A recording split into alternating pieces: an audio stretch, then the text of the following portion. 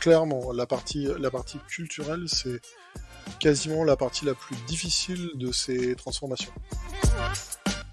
Aider les gens à travailler leur rayonnement et à partager leurs expériences et à dépasser ce syndrome de l'imposteur. Et je suis curieux, du coup, comment tu fais pour justement pour inciter les juniors et pour les accompagner? Quelle organisation va nous permettre de coller avec nos ambitions de croissance. Bonjour, je suis Myriam Berkane, CTO d'Octotechnologies et j'ai la chance d'être avec Julien Jouot ce soir. Bonsoir Julien. Bonjour Myriam. Je vais prendre 2 secondes pour me présenter. Je suis Julien Jouot, je suis le CTO du groupe Le Bon Coin. Le groupe Le Bon Coin, c'est 1500 collaborateurs en Île-de-France et puis aussi en région. Et 400 personnes à la tech quand même. Ouais, c'est pas mal. Il y a eu une belle croissance de l'équipe tech et de l'entreprise globalement et c'est vrai qu'on aura l'occasion d'en parler un petit peu parce que vous faites des retours d'expérience assez régulièrement sur le sujet. Yes. Écoute, je suis très contente de faire ce podcast un peu particulier avec toi ce soir, Julien, parce que voilà, on va discuter un petit peu ensemble des problématiques qu'on peut avoir dans notre job, voilà, de CTO, qui sont assez différents finalement. Donc c'est ça aussi qui est intéressant. Est-ce que tu peux me raconter un petit peu tes grands défis aujourd'hui, Julien, chez Le Bon Coin? Ouais, pas de problème. En gros, alors, tu parlais de croissance. Nous, c'est une vraie problématique au quotidien. On doit croître à la fois sur la partie business, sur la partie ressources. Donc, ça fait des vrais enjeux au niveau organisationnel. On croit aussi pas mal sur l'audience. Donc, en fait, on est pas mal, enfin, on est vraiment organisé pour scaler un peu sur tout, sur la tech et sur l'orga. Et puis là, les gros enjeux, c'est qu'on fait aussi pas mal de croissance externe, on a racheté des sociétés dans les dernières années, euh, et, et l'impact de ça, c'est de la rationalisation technologique, des réorganisations, pour profiter le plus possible des effets de devenir un groupe. Donc profiter du savoir-faire des filiales qu'on a rachetées, et puis nous leur amener de l'audience, du trafic, des connaissances. On travaille vraiment main dans la main, mais c'est des gros défis parce que euh, en fonction des sociétés qu'on rachète, en tout cas sur la tech, ça peut être très hétérogène. Très intéressant. Et tu sais, enfin, euh, c'est marrant que tu parles de ces problématiques de rachat parce que c'est des choses que je connais bien chez Octo parce qu'il y a quelques années, donc en 2016, on a été racheté par le groupe Accenture.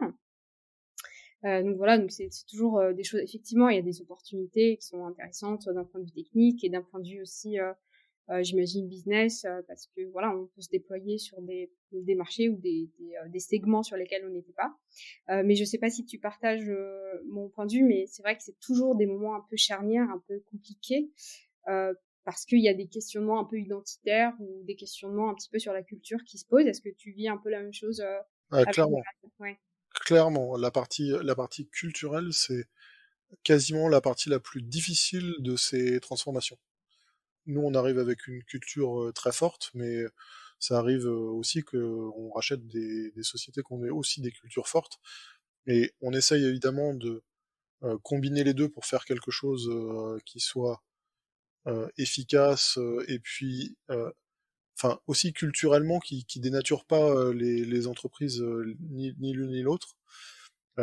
Mais c'est difficile et puis à la fin on sort avec une culture unique et tout le monde se retrouve pas systématiquement dans ce nouvel état des lieux. Voilà. Ouais, clairement, on a ça m'appelle des souvenirs. C'est vrai que bon, plusieurs années plus tard, on a, en tout cas nous, de notre expérience, on a réussi à créer quelque chose qui nous dénature pas et qui profite donc des opportunités que nous amenait ce groupe.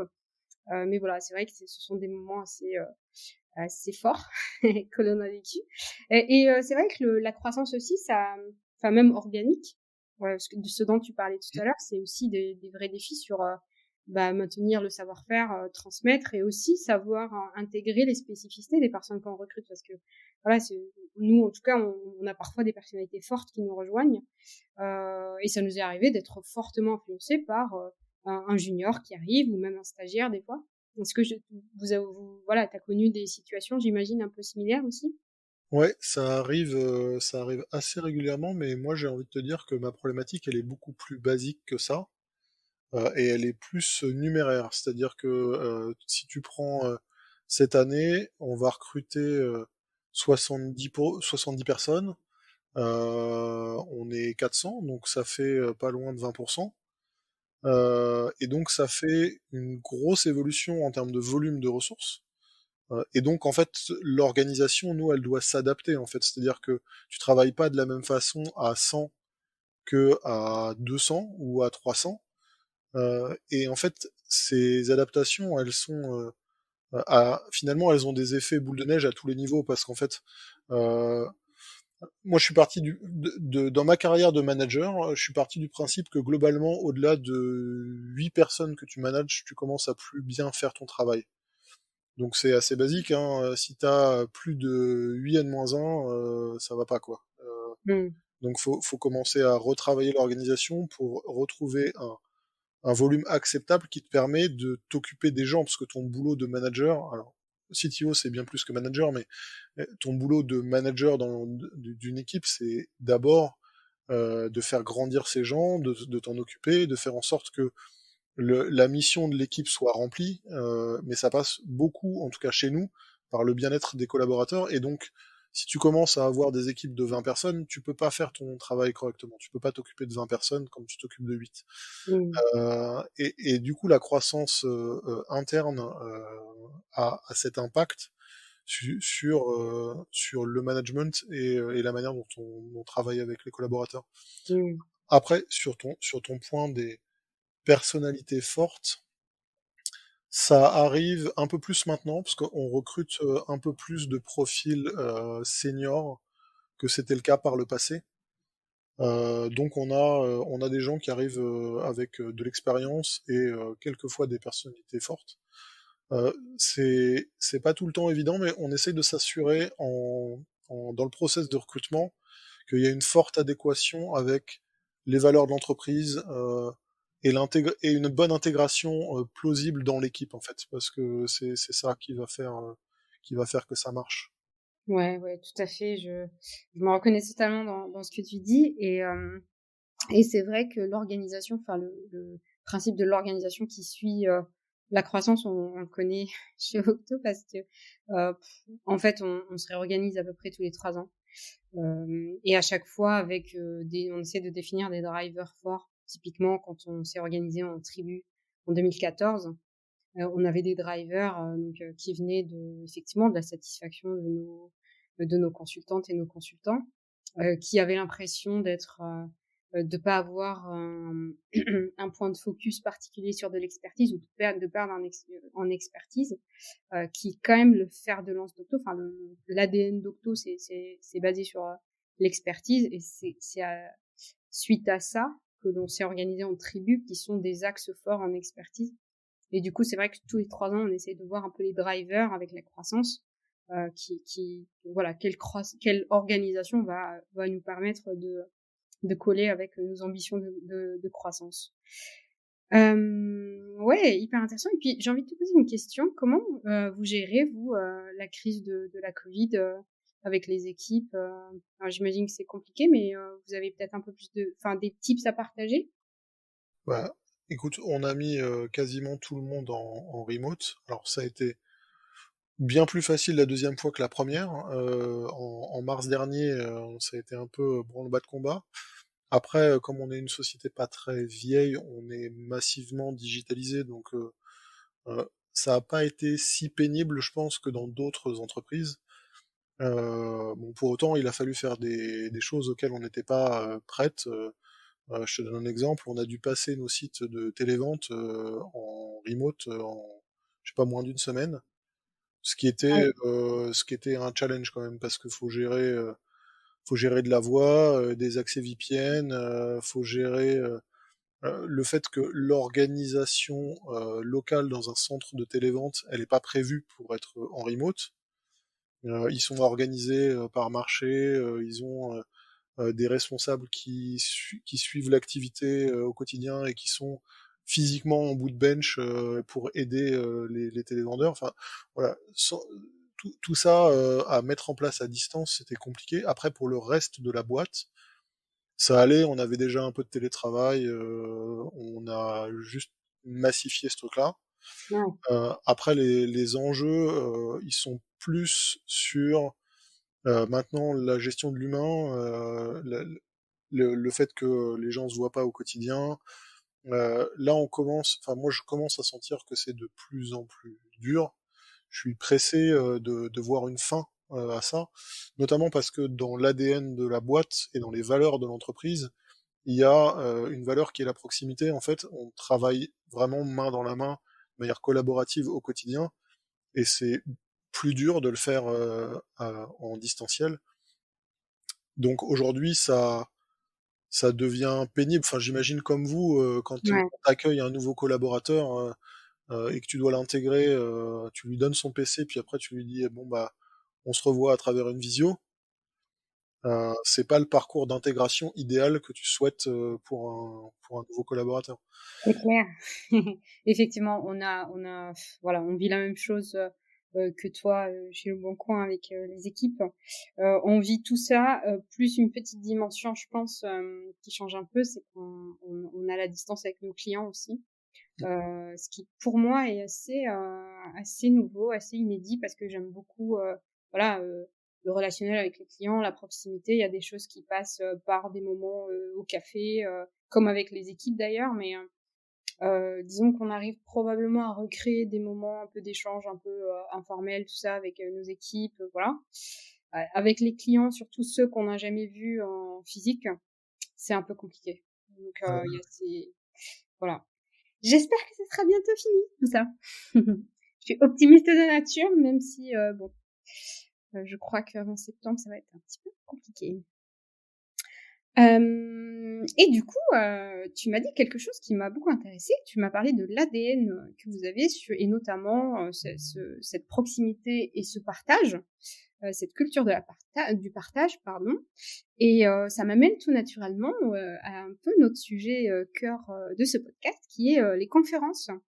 Voilà, donc aujourd'hui, vous travaillez sur une conférence, LBC au carré, Mmh. qui est un moment d'échange. Est-ce que tu peux, m'en parler un petit peu? Comment c'est né cette idée? Ouais, en fait, alors nous on commence petit. Il y a beaucoup de conférences qui existent déjà, mais l'idée c'était justement de pouvoir partager un peu avec la communauté, faire des retours d'expérience sur ce qu'on vit et ce qu'on sait bien faire. Donc les enjeux que tu évoquais tout à l'heure, de la scalabilité technologique ou de la scalabilité d'organisation, de boîte qui grandit vite et et sur la durée aussi, parce que ça fait quand même enfin, la boîte date de 2006, donc ça fait 15 ans, mais on continue à croître encore. Et donc il y a probablement des choses qui vont intéresser les gens. Euh, Après, le rationnel derrière tout ça, c'était de se dire, il y a quelques années, je pense il y a 4-5 ans, Le Bon Coin n'était pas très connu pour l'aspect technologique pur, bien que ce qu'on faisait était déjà assez avancé, mais finalement on n'était pas connu pour ça, c'était le produit grand public de plus en plus utilisé. Maintenant on est utilisé par quasiment tout le monde, donc on a un impact sociétal, et puis technologiquement, on a beaucoup transformé la boîte. Vraiment, en 4 ans, on a transformé nos technos de manière assez drastique. Euh, Tu vois, il y a 4 ans, la stack technologique du Bon Coin, c'était un cœur de plateforme en C, du front en PHP avec des modules en C dans Apache. Donc c'était vraiment, enfin, en dehors des standards, on va dire, du web complètement. Mmh. Designé pour de la perf à l'époque. Euh, aujourd'hui, on est sur des standards du marché, mais plutôt en avance. On a une SPA en React, on a des microservices en Go avec des API REST au-dessus, de l'eventing pour la partie asynchrone. On a une grosse stack data, des API en Swift, en Kotlin, et, Ouais, et donc c'est plutôt des technos up-to-date, tu vois. On n'est pas 100% dans la hype, on veut pas être là-dedans, euh, mais sur les standards vraiment du marché les plus avancés. Et en fait, il y a 2-3 ans, j'étais en conf et on présentait un peu ce qu'on faisait. Donc on était sponsor d'une conf, on avait un super kakémono qui expliquait les technos, et il y a plein de gens qui nous ont dit ah ouais, vous faites ça chez Le Bon Coin, c'est vachement intéressant, on savait pas quoi. ouais, Moi à l'époque ça m'avait un peu interloqué, et j'ai envie maintenant qu'on montre au-delà de ce qu'on va pouvoir redonner à la communauté. J'ai aussi envie qu'on montre un peu ce qu'on fait, qu'on soit un peu fier de ce qu'on fait. Et j'ai aussi envie de m'en servir comme d'un tremplin aussi pour mes équipes, pour contribuer plus, communiquer plus, être plus présent, parce que c'était pas vraiment dans les habitudes des ingés du Bon Coin, et ils se rendent pas vraiment compte euh, à quel point ce qu'ils font peut être impressionnant pour d'autres personnes. Tu vois, ouais, on a un cluster Elasticsearch qui touche 14-15 000 requêtes par seconde. ouais. Bon, bah, je sais pas s'il y a beaucoup de gens sur le marché qui ont ces volumes-là. Je pense qu'il y en a pas beaucoup en fait. Mais pour nos ingés, c'est normal, c'est le quotidien. Et du coup, ils disent, bah non, mais je vais pas aller présenter ce truc-là, c'est normal. Mais non, mais en fait, ce que tu trouves normal pour toi, c'est peut-être, il y a peut-être beaucoup de learning en fait pour quelqu'un qui démarre sur le sujet. Ouais, je comprends. C'est hyper intéressant ce que tu dis et cette volonté un peu de promouvoir le travail des équipes et de ces ingénieurs avec qui ont voilà qui sont probablement modestes et qui ont le syndrome de l'imposteur comme beaucoup de gens que je connais dans l'IT aussi. Et moi-même, j'ai pu connaître ça. Et effectivement, c'est hyper intéressant ce positionnement parce que pendant assez longtemps, on a eu, je pense, dans la French Tech, beaucoup de gens qui voilà, c'était assez naturel de communiquer sur son service d'un point de vue business, du fonctionnement, etc. Et probablement moins sur la phase technique et dire combien effectivement cette French Tech elle brille sur l'aspect technique aussi. Nous, on a, alors moi je connais ça chez Octo parce qu'on, pour le coup, on a une culture un tout petit peu différente sur le sujet parce que on a cette culture du partage qui est dans notre ADN parce que depuis la création d'Octo, donc en 98, on publie, c'est aussi une maison d'édition, on publie nos livres. Le premier livre est sorti en 98 d'ailleurs. Et voilà, donc on a cette culture un peu de partager, de se piquer. Donc dès que moi je suis un bébé Octo, donc dès que je suis arrivée, on m'a picousé à ça. Il faut aller partager, il faut voilà, faut raconter son expérience. Et c'est vrai que nous c'était un petit peu différent, c'est-à-dire que l'idée de la DevConf, donc qui va avoir lieu en mars, un peu comme la LBC au carré, donc ce sera le 9, 10 et 11 mars. C'était surtout voilà, c'était une idée qui nous a intéressés. Alors moi à l'époque j'étais pas encore CTO, mais c'est venu de la communauté, donc c'est quelqu'un de la communauté qui nous a proposé l'idée. Et la question qu'on se posait surtout, c'était mais qu'est-ce que ça va amener de nouveau. J'imagine que vous aussi vous avez posé la Mm. question sur la LBC au carré. Et pour nous, c'était ce qui nous a séduit dans le discours de la personne qui a, donc c'était Julien Kirch, hein, un ancien Octo, qui nous a proposé ça. Et ce qui nous a séduit, c'était le discours, c'était une conf pour les architectes en français, parce que c'est vrai qu'il y avait un vide sur les confs qui sont basés architecture, qui sont pas sur les dernières technologies hype, comme tu l'as très bien dit, du moment où le dernier langage de programmation, mais plutôt un recul sur les sujets d'architecture et du partage de retour d'expérience, etc. Mais vraiment sur des sujets archi et en français.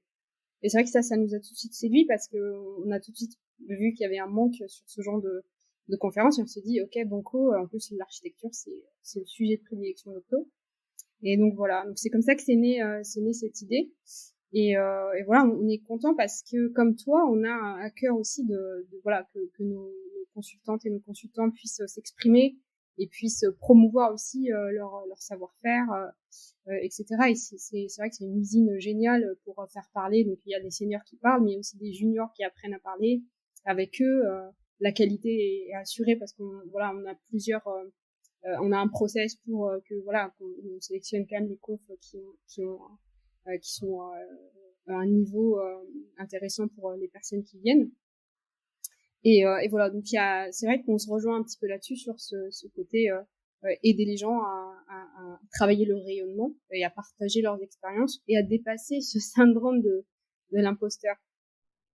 Et je suis curieux, du coup, comment tu fais pour justement pour inciter les juniors et pour les accompagner, parce que c'est un sujet que nous on a dû traiter aussi là, parce que comme je te disais, il y a plein de gens qui avaient pas l'habitude de parler et qui vont se forcer aussi un peu finalement d'une certaine manière à aller parler, mais nous on a dû mettre en place des process pour les aider.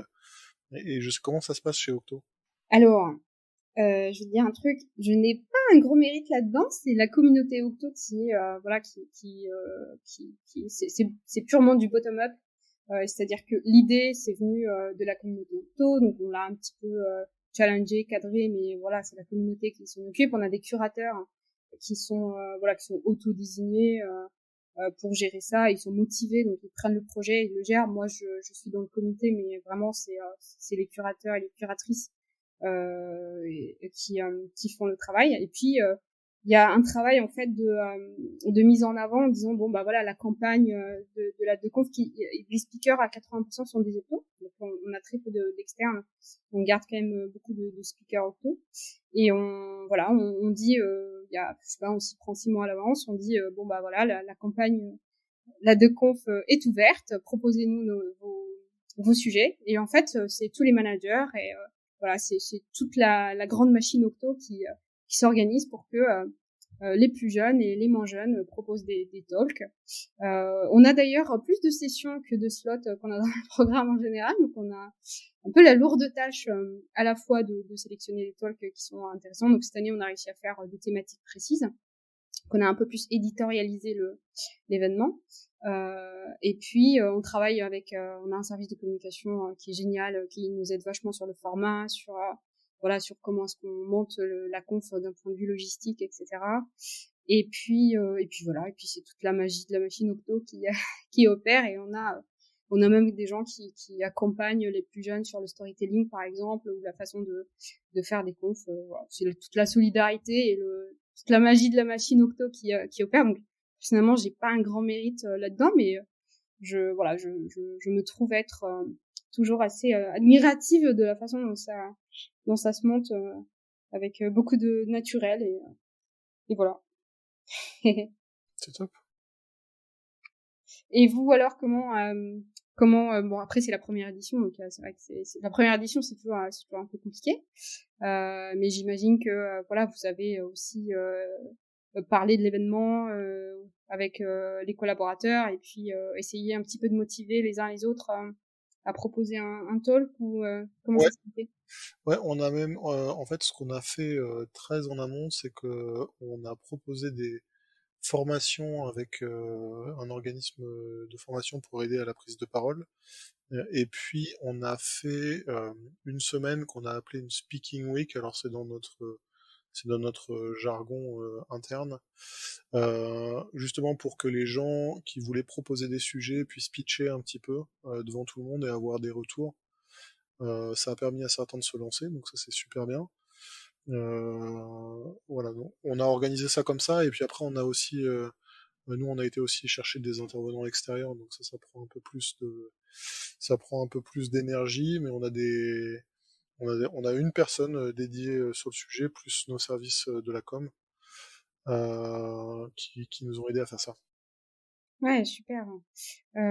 Et du coup, j'imagine elle est 100% en ligne parce que Bah oui, pas trop le choix, malheureusement. Covid. Effectivement, ça va être 100% en ligne. Il y a un site dédié, qui est déjà ouvert d'ailleurs, je pense. Ça doit être lbcocarré.fr, sur lequel on prend les inscriptions et puis sur lequel tout va se passer le jour J. Écoute, j'ai vu un petit peu, j'ai eu la chance de voir un petit peu les enregistrements, ça promet une qualité dingue, et en plus, j'adore vos locaux donc il y a un petit côté industriel, Mmh. très, très beau et voilà, je pense que ça va être vraiment, vraiment super, hein. C'est le 4 mars, vraiment ratez pas ça les amis, ça va être génial et puis, bon, encore une fois, moi j'ai vu, le nom de certains speakers, en tout cas moi je ne raterai pas ça.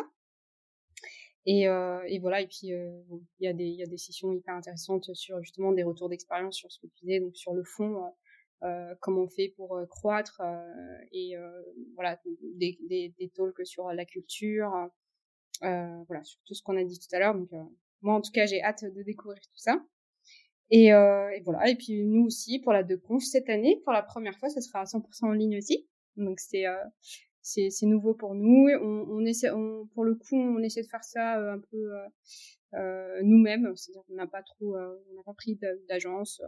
On a juste quelqu'un qui nous accompagne sur l'enregistrement vidéo. On va voir ce que ça va donner. C'est en cours d'enregistrement en ce moment même. Et puis, ça sera en ligne donc 9, 10 et 11 mars prochain. On a hâte. Julien, j'ai une question à propos de cette édition à LBC au carré. Est-ce que vous avez un thème particulier? En fait, on a 3 tracks principales dans la journée. Une track qui s'appelle Grandir grâce aux technologies. Donc là, on va parler vraiment techno pur. On a une track qui s'appelle Grandir et s'organiser en conséquence. Donc là, c'est plus de l'orga. Et puis, on a une track qui s'appelle Grandir attaché à ses valeurs. Je te parlais tout à l'heure des valeurs de l'entreprise. Chez nous, c'est quelque chose qui est super important. Et donc, on essaye de mettre en regard notre croissance avec ces enjeux-là. Waouh, super, ça m'attire beaucoup. Écoute, nous aussi pour cette 4e édition, on tente, des thèmes, donc c'est plutôt, par demi-journée, donc il y a 3 demi-journées de conférences et donc 3 thèmes. La première c'est, architecture et architecte, donc on va parler pas mal du rôle d'architecte et de l'architecte et comment est-ce qu'il a évolué avec le temps. Le deuxième thème, c'est architecture distribuée et cloud. Donc on va prendre un peu de recul sur les archives distribuées, sur voilà tout ce qu'on peut vivre avec le cloud aujourd'hui. Et puis une dernière journée qui sera consacrée à l'architecture et au changement, notamment avec tout ce qu'on a vécu avec la crise sanitaire et plus largement. Donc voilà, comment est-ce que les architectures aujourd'hui s'adaptent ou pas au contexte que l'on vit aujourd'hui. Vaste thème. Et du coup, Julien, j'ai envie de te poser une question un peu piège parce que je sais que tu vas te mettre plein de gens à dos. Si tu devais sélectionner un ou deux talks que tu as envie de mettre en avant, ce seraient lesquels? Moi, j'ai deux talks particulièrement que j'ai envie d'entendre parce qu'ils sont proches de sujets sur lesquels on est au démarrage et j'ai envie d'apprendre. On a un talk sur Data Mesh avec en speaker Arif Wider de Saucework et Max Schulz de Zalando. Et puis, on a un talk sur Chaos Engineering, qui est un sujet aussi sur lequel on va démarrer, avec Ali Bassiri de Netflix et Ludovic Galibert de Netflix également, et puis un de nos ingés qui s'appelle Guillaume Chenuet, qui est notre Chaos Engineering ambassadeur au Bon Coin. Ouais, super, ça me donne très envie. Et vous? Et oui, et moi, bon, je vais passer, voilà, moi aussi je vais jouer le jeu, hein, parce que y a pas de raison. Écoute, moi, il y a un talk que j'ai vu qui m'a vraiment, vraiment impressionnée, de Mickaël Végéry, donc c'est un consultant Octo. Et en fait, il se pose la question de est-ce qu'on est résigné à refaire entièrement son système tous les 2 ans. Et donc voilà, donc il raconte un petit peu les expériences qu'il a eues, voilà, et comment est-ce que le refactoring ou comment est-ce que bien architecturer son système va l'aider ou pas à refaire entièrement ou pas son système tous les 2 ans. Donc vraiment, ça m'a scotché ce talk. Ensuite, Romain Vailleux, qui est un consultant senior chez nous, qui fait un talk sur réussir une conway inversée. Donc voilà, c'est sur tous les aspects un peu sociotech, un peu inspiré aussi de Team Topologies. Donc pareil, j'ai vraiment trouvé ça super. Et puis je ne peux pas ne pas le citer. On a un talk d'un invité un peu mystère qui est Guillaume Rosier. C'est probablement le data scientist le plus médiatisé en France aujourd'hui. Et on a la chance de l'avoir dans nos équipes Octo et qui va en fait soulever un petit peu le capot qui va nous présenter comment est-ce qu'ils ont réalisé, comment est-ce qu'il a réalisé Covid Tracker. Donc on l'utilise beaucoup aujourd'hui en tant que consommateur des services. Et en fait, il va un peu nous raconter comment c'est fait sous le capot et comment est-ce que il l'a construit et surtout nous partager ses apprentissages sur l'utilisation de données publiques et la mise en place de services consommés par plein de citoyens. Voilà pour ma part. Après, ils sont tous super, évidemment. Voilà, mais il fallait en choisir 2 ou 3. Et voilà, c'était fait. Écoute, Julien, j'ai passé un super moment avec toi à partager nos expériences et aussi le fait de faire des confs tech. Je te souhaite un énorme succès avec LBC au carré et je ne doute pas que ce sera un succès parce que vraiment le programme donne très envie et moi je soutiens complètement cette initiative. Et puis voilà, un grand merci et puis j'espère qu'on se reverra très vite. Bah, écoute, si j'ai bien compris, à partir du 9 mars, faut que je vienne sur ta conf, donc je pense qu'on va se revoir à ce moment-là. Oui, complètement. Au moins à ce moment-là, virtuellement, et puis dès que ce sera possible, de visu. Ça marche. Merci Julien. Merci. Au revoir. Salut.